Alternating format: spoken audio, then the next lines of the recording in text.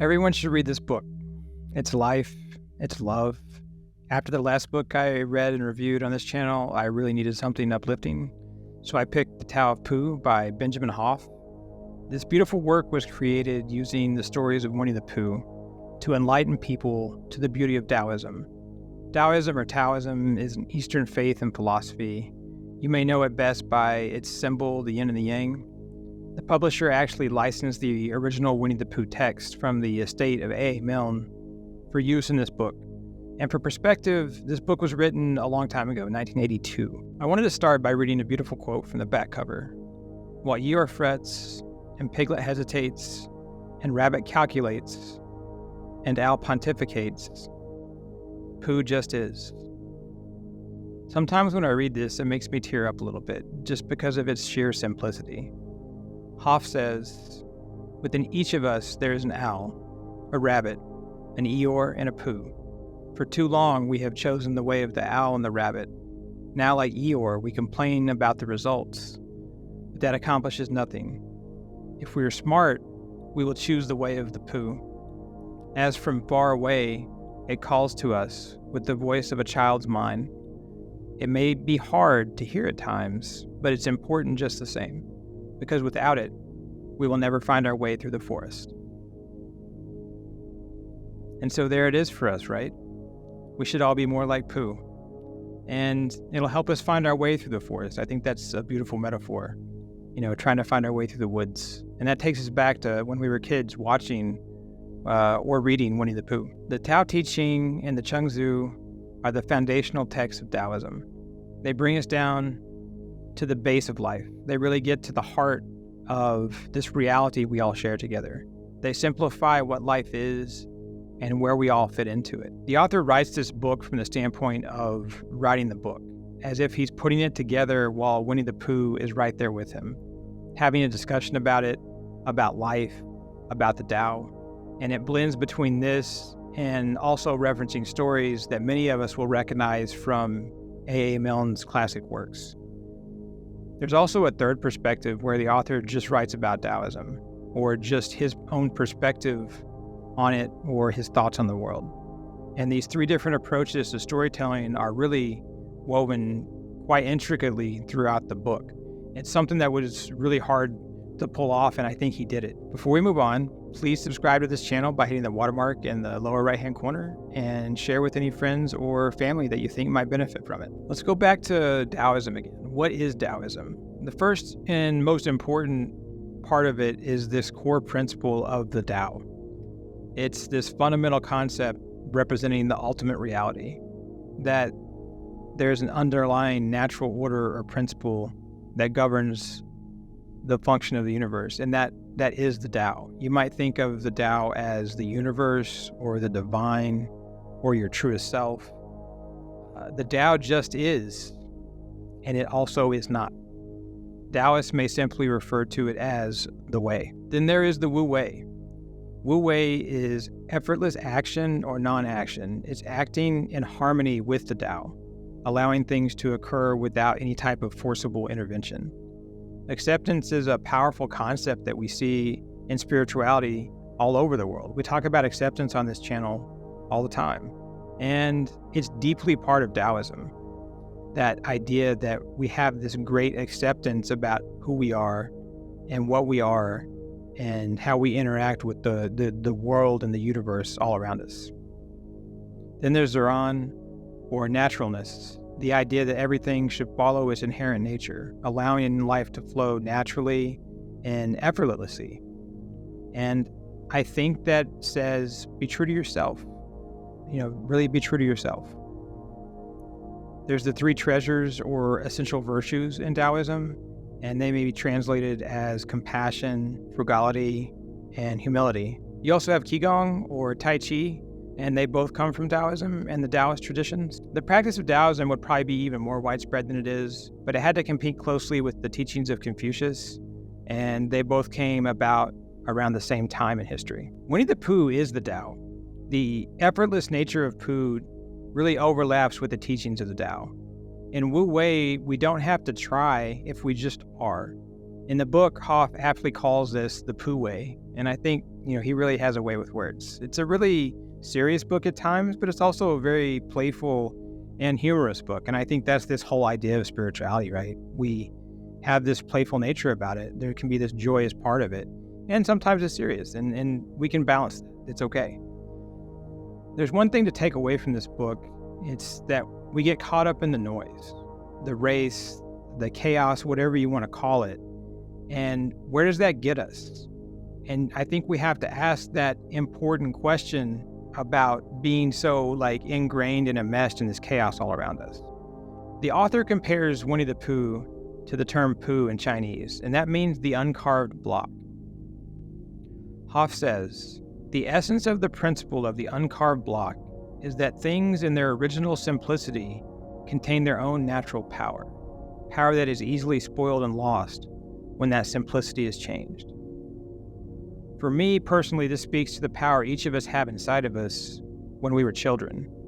It's when we knew magic, and it's when we still believed. And what do you mean by believed? We believed in things. We believed in the power of things and those things that were beyond us, but we also thought might be inside of us. There's that, again, it's that magic. Would Pooh have been that patient friend, that loyal associate, and this unlikely problem solver if he hadn't been this simple uncarved block? To the Taoists, being simple-minded isn't dumb or unintelligent or anything else that we might call it. Life is simplicity, and we complicate it unnecessarily. I think, in fact, we willfully choose to overcomplicate things. We choose to live our lives in this way. Even in antiquity, the Taoists saw themselves compared to all these busy people around them. So as it ever was, take time, for instance. Time is all we've got. This great moment that we keep living in day by day. We're never going to get it back. We have all these things that save us time. And I mean save in air quotes. We have all these things that save us time that have been developed over hundreds of years, and maybe even more so over the last 100 years. And that's been a period that is probably the greatest leap forward in human history as far as technology goes. Do we have more time now that we've saved so much? We've saved all this time, but do we have more time? I don't think that we do. You're important, and your time is valuable. Your family is sacred. You love your friends. You have your passions. All these special things that you hold dear. And what about them? Do we spend enough time with those things? Do we love them enough? Do we love ourselves enough? What if we slow it down? When we slow it down, we become like Pooh, like Winnie the Pooh. We're problem solvers. Or maybe we don't even realize that we have problems. And the reason we don't realize we have problems is because we actually don't have problems. And these things that bother us about ourselves or life around us, after reflection, maybe they don't bother us at all. Maybe we find that they help us if we let them. There's all this stuff around us that helps us. The universe sends us what we need to help us out. Let's take care of Mother Earth, take care of Gaia. It's hard to fully encapsulate the beauty of this work by Benjamin Hoff. It's one that you really have to read to completely feel. And I found that this was a really optimistic work by Benjamin Hoff. And I myself remain optimistic. I have great faith and hope in humankind. I think we're going to be okay. Ever since my moment of clarity or understanding was over 2 years ago now, I've taken myself out of politics and out of all those kind of conversations. I don't argue with strangers on the internet anymore. I'm not an activist.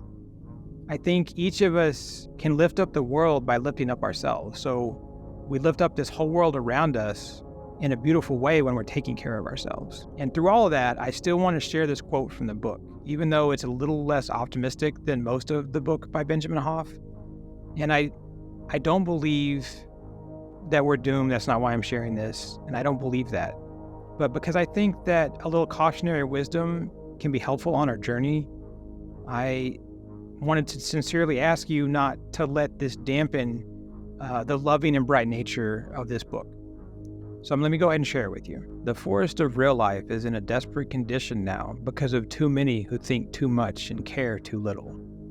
In spite of what many minds have thought themselves into believing, that mistake cannot continue for much longer if everything is going to survive. The one chance we have to avoid certain disaster is to change our approach and to learn the value of wisdom and contentment. These are the things that are being searched for anyway through knowledge and cleverness, but they do not come from knowledge or cleverness. They never have and never will. I felt I should include that for Benjamin Hoff in honor of him and his writing of this book. And so after reading that, I'll ask you to go out and love yourself.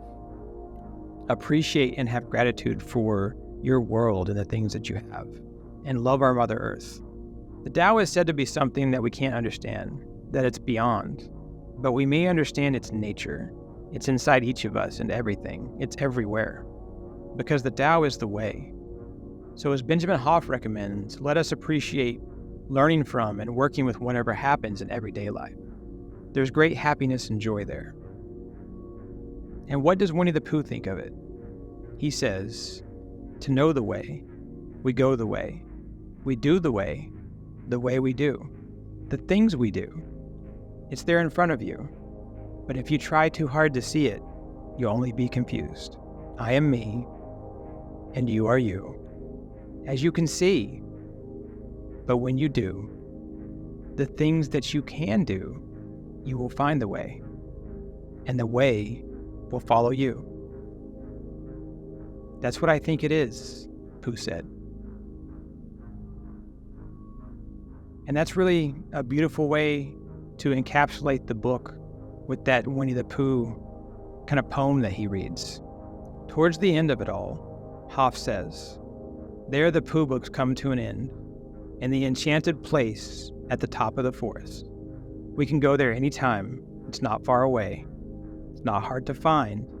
Just take the path to nothing and go nowhere until you reach it. Because the enchanted place is right where you are. And if you're friendly with the bears, you can find it. Benjamin Hoff was a philosopher, and I believe Winnie the Pooh was a philosopher, probably on the level of Lao Tzu. He doesn't see the way, but he knows the way. It's part of him, and it's also part of you. And I wish you all love and light. I hope that you find your way through this forest. I love this book so much, and I would love to hear what you think of it. Please hit me up in the comments, and I'll absolutely get back to you. For a peaceful and open-minded community where people can share their journeys and be themselves, where we have conversations just like this, visit kishar.org. Please like this video if you want us to keep making content just like this. And until next time, I wish you peace on your journey.